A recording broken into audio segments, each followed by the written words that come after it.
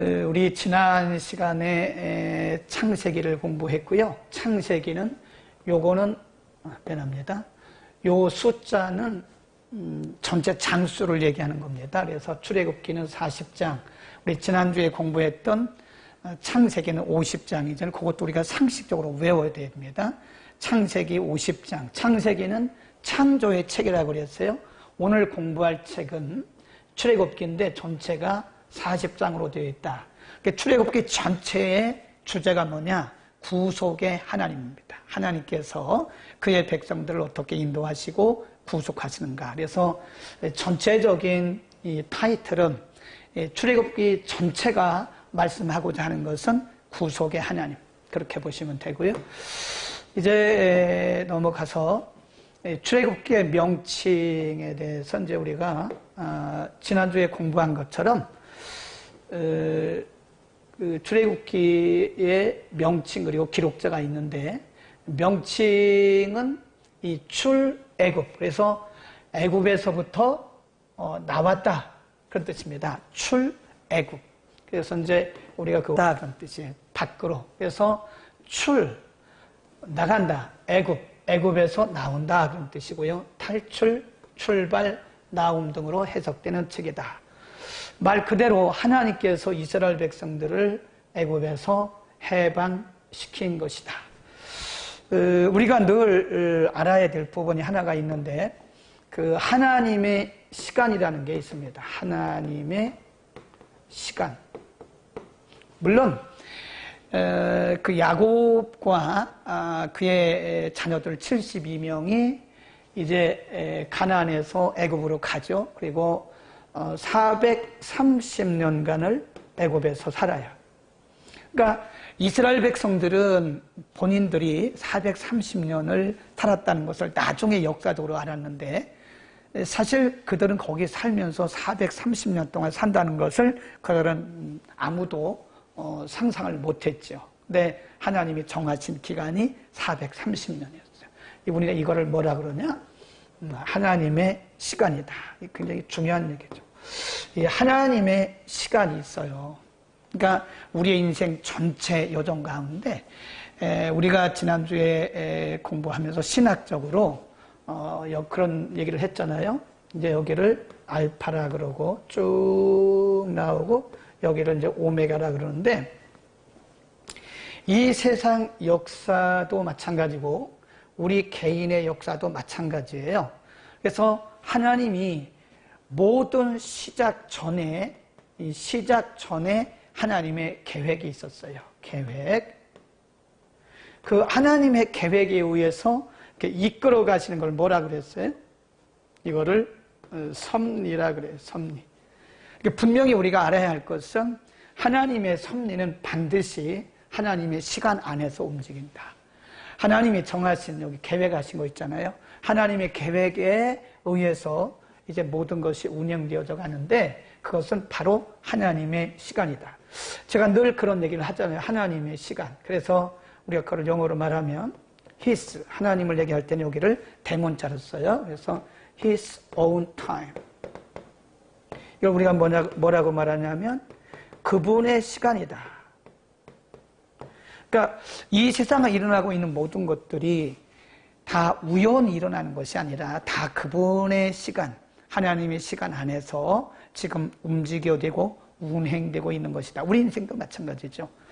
우리 인생도 우연히 움직여지는 것이 아니라 모든 것이 그 하나님의 시간 안에서, 그래서 그것을 우리가 전도서에 보면, 전도서 3장에 보면요, 모든 천하의 모든 일이 범사에 때와 기한이 있다 그랬습니다. 그게 바로 하나님의 시간.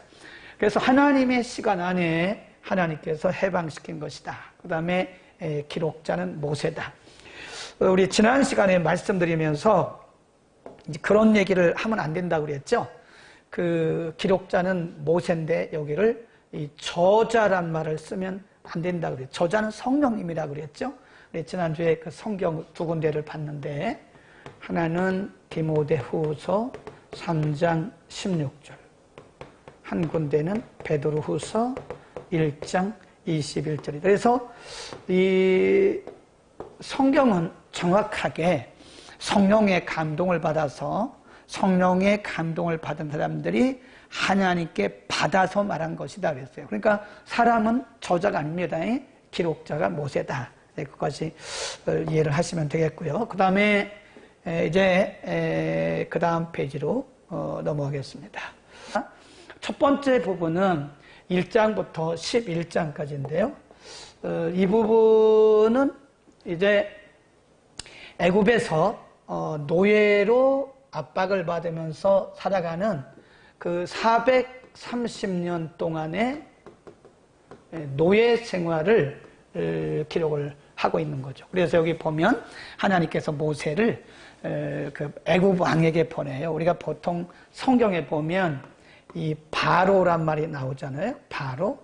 이 바로는 고유명사가 아닙니다. 대부분 이제 이거를 고유명사로 잘못 알고 있는 분들이 계시는데 이게 고유명사가 아니고요. 이것은 일반적으로 애굽의 왕,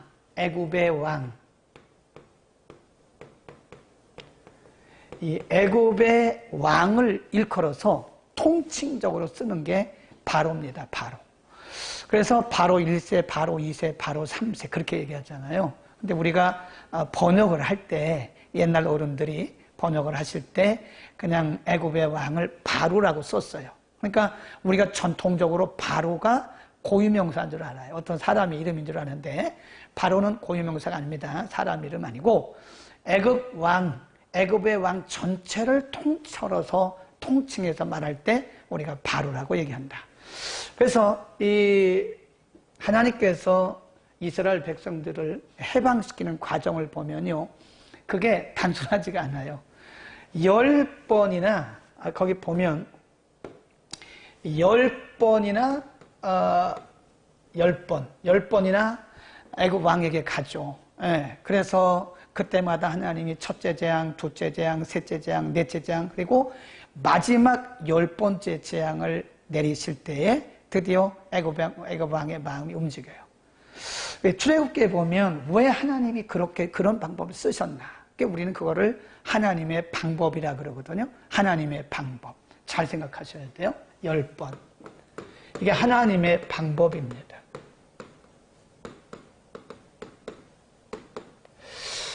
우리가 생각할 때 하나님이 이스라엘 백성들을 애굽에서 이렇게 해방시키는데 그동안 얼마나 고생했어요. 430년 동안이나 노예로서.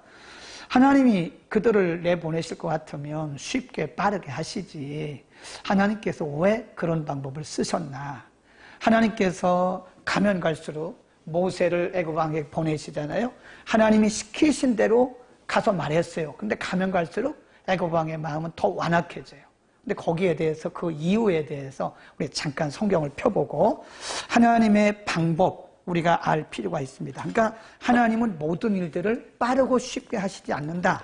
출애굽기 10장인가요? 예, 출애굽기 10장 1절부터 2절입니다. 예, 출애굽기 10장 1절 2절.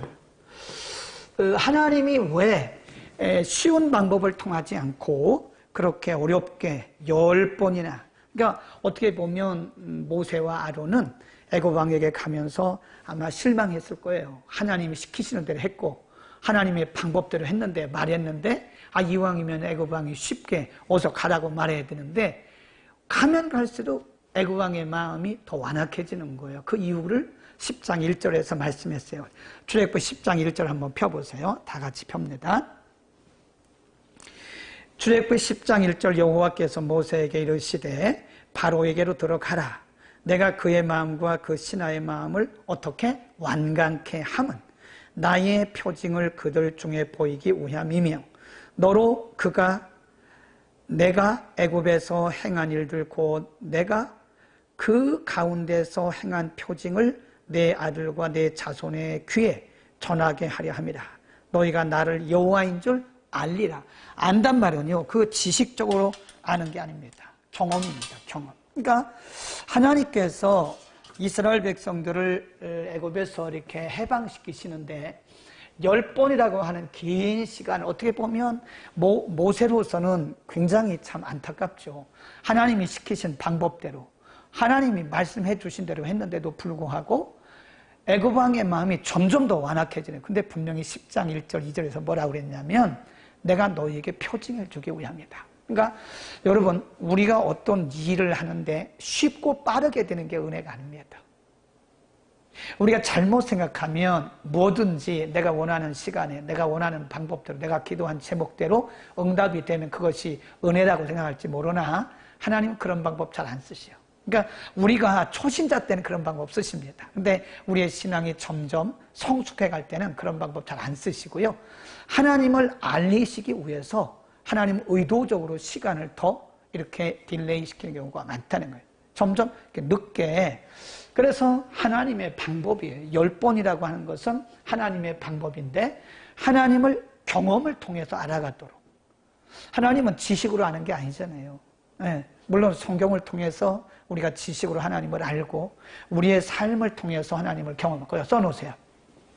이 굉장히 중요한 얘기를 제가 지금 했습니다. 우리는 성경을 통해서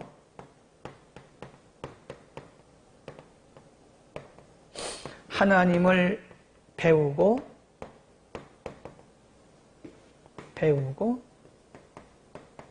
삶을 통해서 하나님을 경험한다.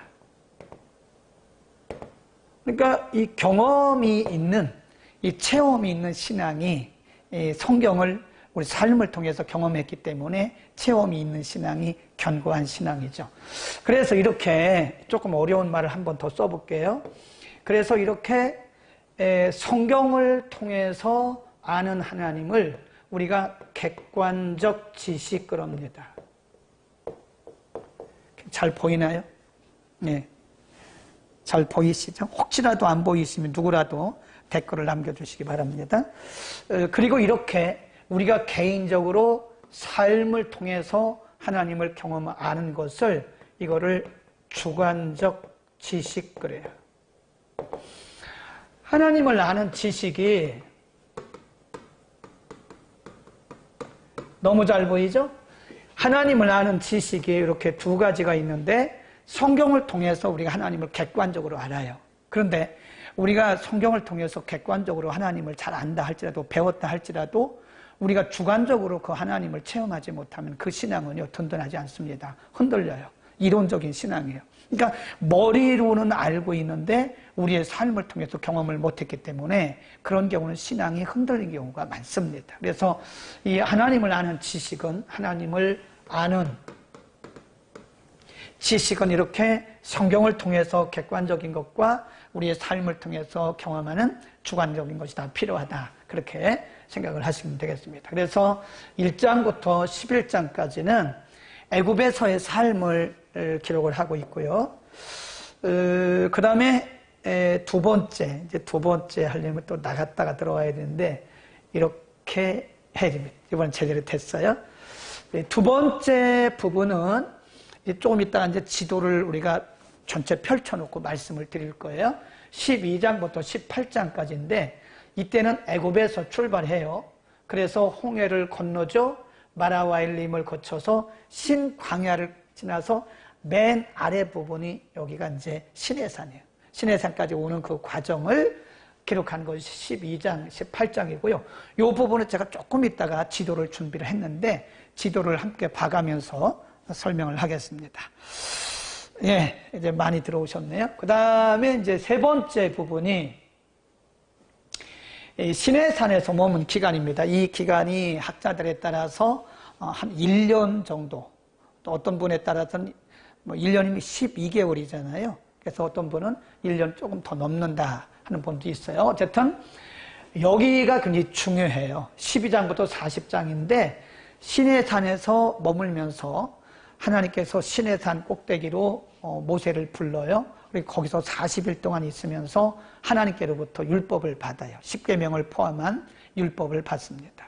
그리고 나서 하나님이 모세에게 명령한 것이 성막을 지어라. 그러니까 이 부분에서는 많이 나오는 것이 뭐냐? 십계명을 비롯한 율법과 성막이다. 그렇게 보시면 됩니다. 한번 넘어가 볼게요. 자, 이거를 이렇게 이제 이거는 0장부터 18장까지는 이제 그 출발을 해서 애굽에서 나와서 막 가는 그런 장면, 시내산까지, 그러니까 애굽에서 시내산까지 과정이고요. 그 다음에 19장부터 40장까지 율법과 성막에 대한 말씀인데 이렇게 쭉 보시면 됩니다. 그래서 19장, 20장이 계명이고 21장부터 40장까지는 모두가 다 성막에 대한 얘기다. 이렇게 보시면 됩니다. 이걸 좀 넘어갈게요. 이거를 이제 지도를 보면서 여러분이 보시면 굉장히 선명하게, 분명하게 알 수 있어요. 이거를 하기 전에, 먼저 하고 갑시다. 이거 먼저 하고. 그러면, 출애굽기를 기록하신 목적이 뭐냐? 이거 거기다 줄 그어 놓으세요. 언약을 지키시는 하나님이다. 그 다음에 자신의 백성들을 친히 구원하시고 돌보시는, 그러니까 430년 뿐만 아니라 430년 동안 그들을 보호하셨다가, 물론 인간이 볼 때는 그 노예 생활이었어요. 그런데 하나님이 보실 때는 그들을 보호하신 생활이었어요. 그러니까 하나님의 안목과 인간의 안목은 다른 겁니다. 그 다음에 애굽에서 나와서 이렇게 시내산까지 와서 다시 모압까지 이르는 과정, 이 과정에 물론 이스라엘 백성들이 어려우니까 뭐 하나님 원망도 하고 불평도 하고 하나님 앞에 진노도 당하고 그랬잖아요. 그러나 사실은 그럼에도 불구하고 사람이기 때문에 이스라엘 백성들이 원망하고 불평했지만 하나님이 그들을 어떻게 인도해 나가시는가를 하나님이 알리기 위해서 출애굽기를 기록한 것이다. 그래서 하나님께서 그의 백성들을 구원하시고 돌보시고 공급하시는 그 하나님. 그리고 중요한 것이 이겁니다. 19장부터 이제 십계명과 계명이 나오잖아요. 우리 거룩한 삶. 하나님의 백성들은 어떻게 살아야 되는가? 하나님의 백성들의 거룩한 삶, 성화. 이 굉장히 중요합니다. 성화에 대해서. 그래서 이 하나님의 백성들의 이 거룩한 삶, 이거를 성결이라고도 하고요. 이거를 다르게 말하면 성화라고 합니다. 이 거룩한 하나님의 백성들의 삶, 굉장히 중요해요. 그래서 이 19장, 20장 이후에 쭉 기록되었는, 그러니까 성막도 마찬가지예요. 성막도 단순한 어떤 건물, 구조물이 아니라 하나님의 백성들의 거룩함을 가르치기 위해서 성막 제도도 있는 것이고 율법도 주어진 것이다. 그래서 이 1장부터 18장까지는요, 하나님의 백성들을 어떻게 인도하셨는가 쭉 말씀하시다가 그 다음에 시내산에서 율법을 주심으로써 그 율법 속에 하나님의 백성들의 거룩한 삶을 가르치고 있는 것이다. 이렇게 보시면 이게 굉장히 중요합니다, 여러분. 이건 반드시 잘 기억을 하셔야 돼요. 성경에는 지난주에 공부한 것처럼 성경에는 예수님이 들어있어요. 예수님이 다 상징되어 있어요. 창세기도 예수님. 지난주에 공부한 것처럼 요셉도 예수님의 상징입니다. 그러니까 요셉만 보고 요셉만 얘기하면 성경을 다 아는 게 아니에요. 요셉 속에서 복음을 발견해야 돼요. 출애굽기도 마찬가지입니다. 출애굽기에 숨겨진 복음과 예술이 또 잘 보셔야 됩니다. 첫 번째가 광야에서 백성들을 인도한 지도자 모세는 바로 우리 인생의 인도자이신 예수 그리스도다. 그러니까 모세가 이스라엘 백성들을 광야를 끌고 인도해서 나간 것처럼 바로 우리 인생의 광야 같은 인생 가운데서 우리의 인생을 인도해 가시는 우리의 인도자 예수님. 모세를 바라보면서 예수님을 바라봐야 되는 것이다. 두 번째, 마지막 날 애굽에서 나오기 전날 유월절 제도를 알려주셨는데 그 유월절 양은 곧 어린 양 예수 그리스도를 상징한다. 그러니까 세례 요한이 말하기를 이렇게 말했어요. 세례 요한이 보라, 세상 죄를 지고 가는 하나님의 어린 양 그랬잖아요. 네, 세상 죄를 지고 가는 하나님의 어린 양이다. 그래서 유월절 양은 어린 양 예수 그리스도를, 그리고 우리가 이 신광야에서 주신 16장에 나오죠. 만나는 생명의 떡이신 예수. 우리가 금요일 날 공부했잖아요. 생명의 떡. 나는 생명의 떡이다. I am the bread of life. 나는 생명의 떡이다. 만나는 생명의 떡이신 예수 그리스도를 상징하는 것이다. 그 다음에 17장에 보면 르비딤에서 반석에서 생초를 내셨잖아요. 그 반석의 생수는 바로 예수님, 생명이신 예수 그리스도를 상징하는 것이다. 그 다음에 성막은 예수 그리스도의 복음이다. 그래서 우리가 기대를 하세요. 나중에 이제 한 부분 공부할 때요, 성막론을 공부하면요, 복음이 팍 뚫립니다. 아주 많이 들어오셨네요. 출석들을 좀 체크해 주세요. 40명 들어오셨는데, 좋아요도 좀 눌러주시고, 공유도 좀 눌러주시고요. 잘 보이죠? 일부러 이 바탕을 칠판색으로 다시 PPT 작업을 할 때, 요 작업 제가 다 한 건데, 이 바탕을 칠판으로 하니까 잘 보이죠? 일부러 그렇게 했습니다. 그래서, 성막 안에, 조금 이따 성막 그림 보여드릴게요. 그 성막 안에 예수 그리스도의 복음이 들어있는 거예요. 그러니까 성막을 보면서 단순한 구조물로 바라보고 성막을 단순한 어떤 구약의 어떤 성막 그렇게 생각하면 안 되고, 성막 그 부분 하나하나가 다 예수 그리스도의 속성, 성품, 그분의 복음을 의미하는 거다. 이제 우리가 이거 다 끝낸 다음에 창세기부터 쭉 공부해 나갈 거예요. 지금 우리가 개론을 공부하고 있는 겁니다. 그 다음에 대제사장은 우리의 죄를 지신 대제사장. 그래서 우리가 히브리서에 보면요, 우리의 대제사장 예수 그리스도를 말씀한다. 꼭 여러분, 이게 중요합니다.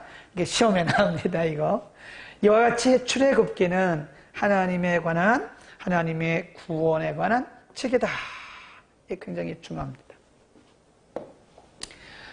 자, 이제 하나 넘어가시면 이걸 잘 보셔야 되는 거예요. 잘 보이시는가요? 제가 화면을 좀 확인해 보겠습니다. 예, 아주 잘 보입니다. 이렇게 보면 너무 좋죠. 제가 조금 자리를 옮기겠습니다. 자, 그러면 이제 이스라엘 백성들이 430년 살다가 이제 람셋이라고 하는 곳에서 출발을 합니다. 람셋에서 출발을 해요.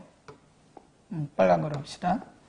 빨간 거 있으니까 이거로. 자, 람셋이라고 하는 곳에서 여기서 이렇게 출발을 합니다. 여기. 네.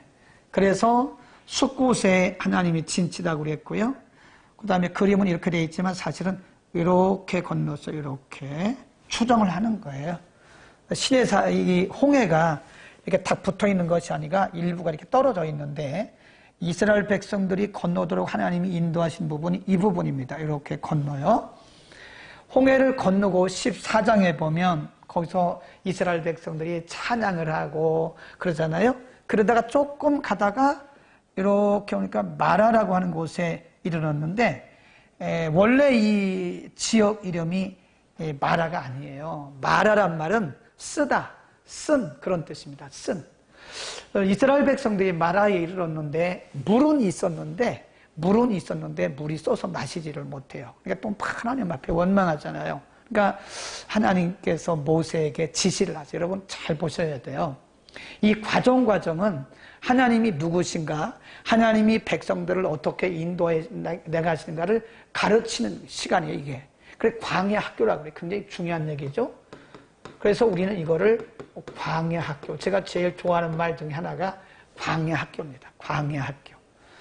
이게 인간적으로 보면 원래는 이렇게 쭉 가면은요, 이게 여기서 건너가지고요, 여기죠? 이렇게 가면 이게 열흘이면 간다, 열흘. 응? 이렇게 가면 이렇게 가겠죠? 근데 하나님이 이렇게 돌려서 40년을 걸렸다. 그게 광야 학교예요.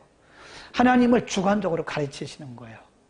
하나님이 누구신가? 하나님이 그들을 어떻게 인도하시는가? 그들에게 있어서 하나님은 누구신가?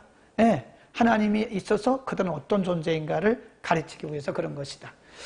그래, 이 지역이 원래는 마라가 이름이 뭔지 모르죠. 뭐 요즘처럼 뭐 지도가 있는 것도 아니고 내비게이션이 있는 것도 아니잖아요. 근데 물이 써요.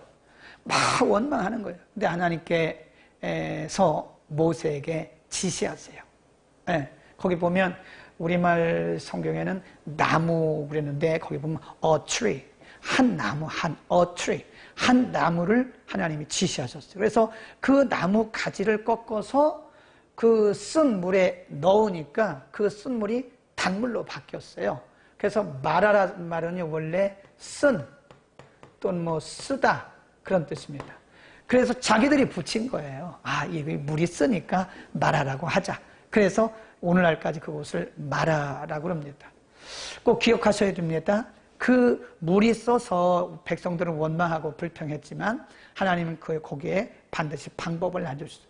우리가 이 세상을 살아가면서 많은 환난과 고난과 위기와 고통과 질병을 만나서 우리가 많은 어려움을 만나잖아요. 근데 반드시 답이 있어요. 그 가운데 우리가 우왕좌왕하면 안 되고 하나님이 뭐라고 말씀하시는가를 들어야 돼요. 그래서 위기를 만나면 우리는 무릎을 꿇어야 됩니다. 이스라엘 백성들처럼 우왕좌왕하고 좌고우면하고 그 부하내동, 그냥 이쪽에서 천둥이 치면 이쪽으로 갔다가 이쪽으로 천둥이 치면 이쪽으로, 그게 부하뇌동이에요. 그러지 말고 하나님이 이 순간에서 바로 여기서, 굉장히 중요한 얘기죠. 바로 여기서 하나님이 뭐라고 말씀하시는가를 들어야 됩니다. 하나님이 뭐라고 말씀하시는지 주목을 해요. 주목. 이 주목이란 말이 굉장히 중요하죠. 이 주목. 그래서 미안합니다. 제가 영어를 쓰는 것은 이해를 돕기 위해서 그럽니다. focus on. 이 focus on이란 말은요, 어디에 집중한다 그런 얘기예요. 그래서 focus on the Lord. 주님께 집중하라. 그래서 히브리서 12장 2절에 믿음의 주요 온전케 하신 이인 예수를 바라보자. 그럴 때 거기가 focus on the Lord 이렇게 돼 있어요. 예수님께 우리의 시선을 맞추자. 자, 이제 출발합니다. 엘림에 오니까 하나님이 예비하신 종려나무 70그루가 준비되어 있는 거예요. 에?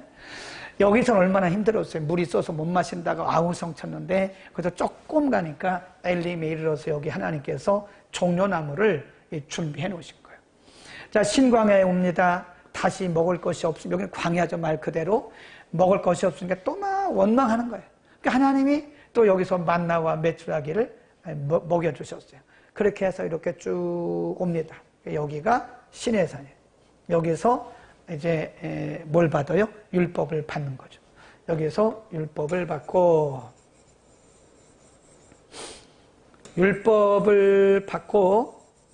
이제 여기서 이제 기간이 문제인데요. 기간. 보통 학자들에 따라서는 그 기간이 약간씩 다르기는 해요. 그런데 이제 보통은 그 기간이 이렇게 된다고 그래요. 다시 한번 제가 설명을 할게요. 이거 지우고.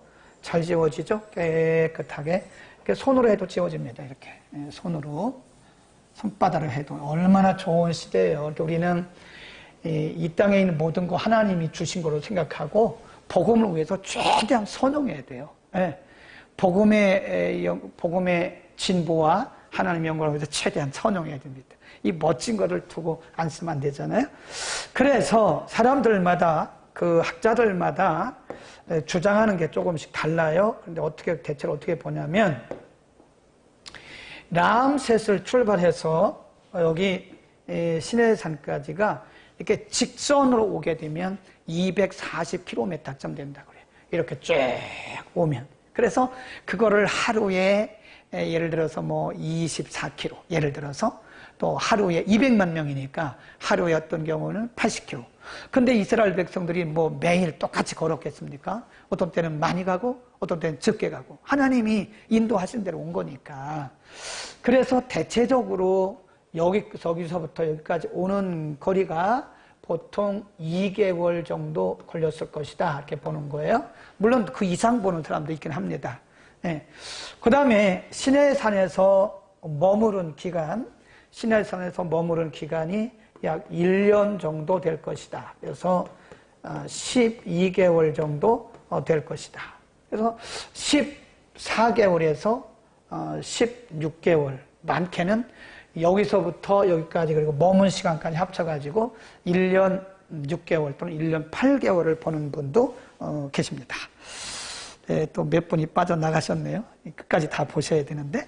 그 다음에 여기서부터 다시 이제 시내산에서 출발을 하죠. 율법을 받아가지고 다시 이제 출발을 하는데, 이때는 하나님께서 여기 시내산에 올 때까지는요, 방법을 안 알려주셨어요. 그냥, 그래서 누가 맨 앞에 왔고, 어떤 그 행렬을 통해서 여기까지 왔는지 모릅니다. 근데 시내산에서 하나님이 율법을 주신 후에는 하나님께서 알려주셨어요.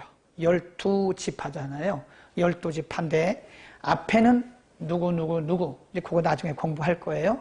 옆에는 누구 그래서 12지파를 세 지파 그래서 동서남북으로 나눠주세요. 그래서 이때는 이제 그 성막이 세워진 상태잖아요. 여기까지는 성막이 없었고 하나님의 언약궤가 여기는 있잖아요. 그러니까 성막을 가운데 두고 여기까지는 그냥 왔는데 여기서부터는 이제 성막을 가운데 두고 동서남북으로 12지파가 딱 이렇게 호위를 하죠. 그러니까 이제 출발을 하는 거예요. 출발을 해서 가는 것이다. 자, 출발을 이제 해서 갑니다. 시내산에서 출발해서 이렇게 디베레에서 여기서 이제 가데스 바네아가 뭐냐면 정탐꾼을 보냈던 곳이에요. 여기 가나안 땅에 정탐꾼을 보냈다가 다시 돌아서 다시 이렇게 해서 이제 모압까지, 여기가 이제 모압이거든요. 근데 이제 중요한 게요, 여기서부터 여기까지는 뭐 많이 걸려야 1년 8개월, 1년 6개월 이 정도 걸린 거거든요. 근데 여기는 38년 걸렸어요. 38년. 여기 시내산에부터 모압까지. 거기 보면 보세요. 라암세서부터 시내산, 여기 시내산이잖아요. 예, 이 거리나, 그리고 시내산에서 모압까지 거리나 보세요.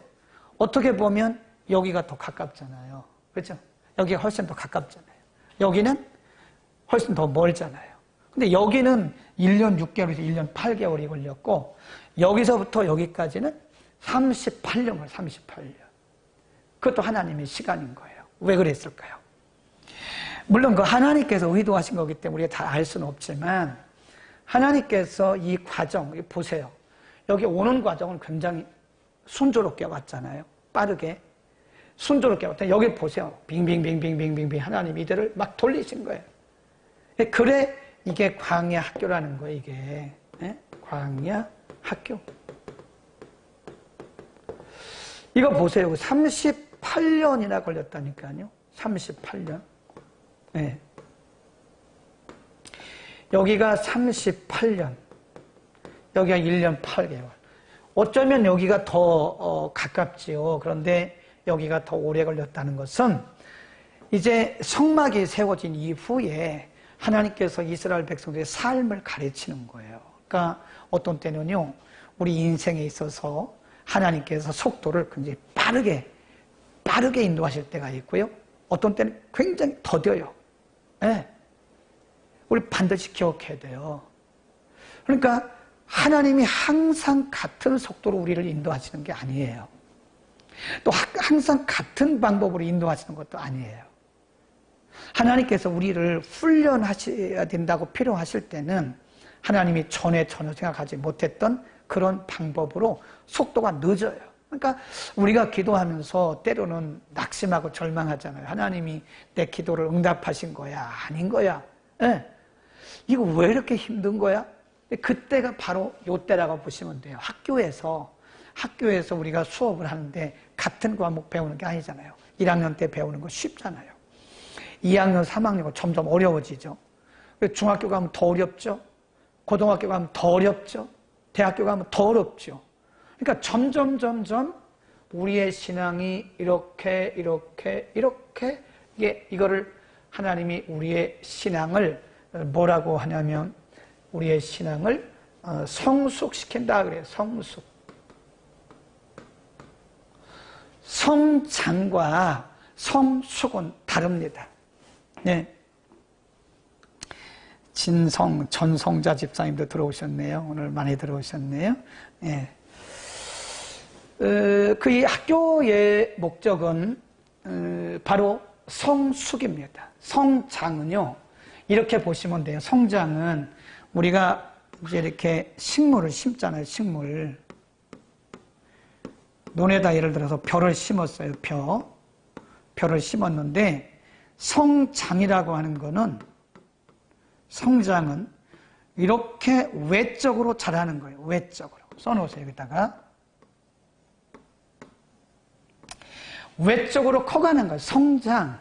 어린아이가 점점 소년이 되어지고 성년이 되어가는 것은 이건 성장입니다. 이건 성숙이라고 얘기 안 해요. 그러니까 외적으로 자라가는 것은 성장이라고 그러고요. 이렇게 자란 벼에 이제 여기에 열매가 이렇게 맺잖아. 열매. 벼 열매가 지금 맺어. 벼 아시죠? 벼. 이게 처음부터 익지를 않아요. 시간이 가면서 이게 벼가 익어갑니다. 내적으로. 그래서 성숙은 뭐라 그러냐면 내적인 자람. 그렇게 말하면 완숙해져 가는 거예요. 성장은 외적으로 큰 거예요. 그냥 몸집이 커. 우리가 몸집이 크다고 사람이 철듭니까? 아니잖아요. 그건 몸집이 커진 거죠. 신앙도 때로는 이렇게 성장할 때가 있고요. 어느 정도 가면 성숙입니다. 그래서 이 기간을 우리가 성숙의 단계다. 하나님께서 성숙시키는 광야학교. 그래서 38년이 걸렸다. 막 그렇게 하면 영적인 메시지다 그래. 영적 메시지. 이거 아무리 이거 지도 공부해야 소용없어요. 지도 이거 외우려고 하는 것이 우리가 공부하는 목적이 아닙니다.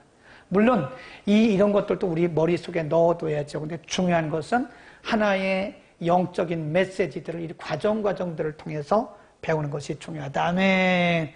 댓글로 아멘. 감사합니다. 자, 이제 조금 더 하고 오늘 마치겠습니다. 자, 19장부터 40장, 정확히 말하면 28장부터 40장까지인데 이게 성막의 전체 평면도입니다. 전체적인 것만 알아두시고요.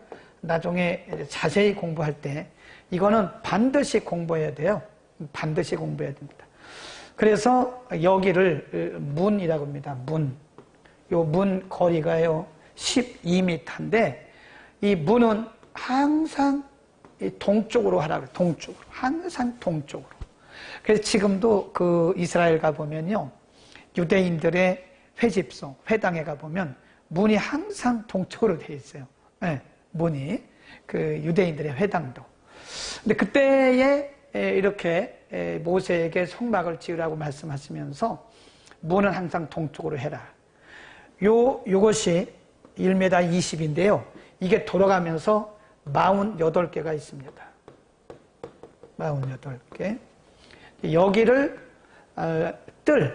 커트라고 그래요. 안뜰. 이거를 이제 번제단이라고 그러죠. 번제단. 여기 나오네, 번제단. 그 다음에 이것이 물두멍. 그래서 제사장이 이제 이 성소, 여기가 이제 이렇게 원래 이렇게 되어 있는 거죠. 나중에 보면 여기가 3분의 2입니다. 여기가 3대 2의 크기로 만들려고 그랬어요. 여기가 지성소 성소입니다.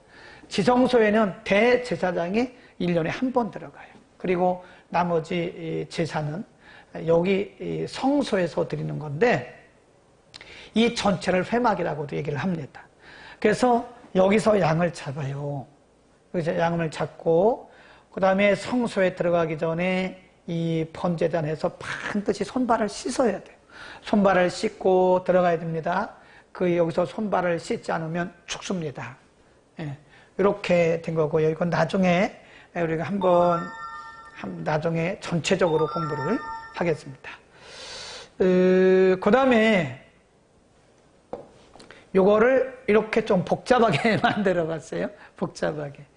이건 그냥 이렇게 찍어 둘 테니까 여러분이 수업 끝나고 나서도요, 이렇게 화면 보면 제가 이렇게 좀 피해 줄 테니까, 피해 드릴 테니까 화면 보시면서 아마 이렇게 조금 여러분이 줌인을 하면 잘 보일 겁니다. 잘 당겨질 거예요. 예. 감사합니다. 오늘은 여기까지 하겠습니다. 여기까지 하고요. 요거는 제가 피해 드렸으니까 여러분들이 그대로 사진을 그대로 찍어도 됩니다. 그대로 찍어서 외우셔도 되고요. 이것도 이렇게 여러분 사진 찍도록 또 이렇게 피해 드리겠습니다. 그 다음에 하나 더, 이것도 사진 찍으세요. 예. 사진을 찍어서 이것도 한번 보시고요. 외우기 좋을 거예요. 예. 그대로 사진 찍어서. 그 다음에 이것도 사진, 이거는 하지 마시고 이걸 사진 찍으세요. 이거를 사진을 찍어서 머릿속에 늘 암기를 하시면 좋겠습니다.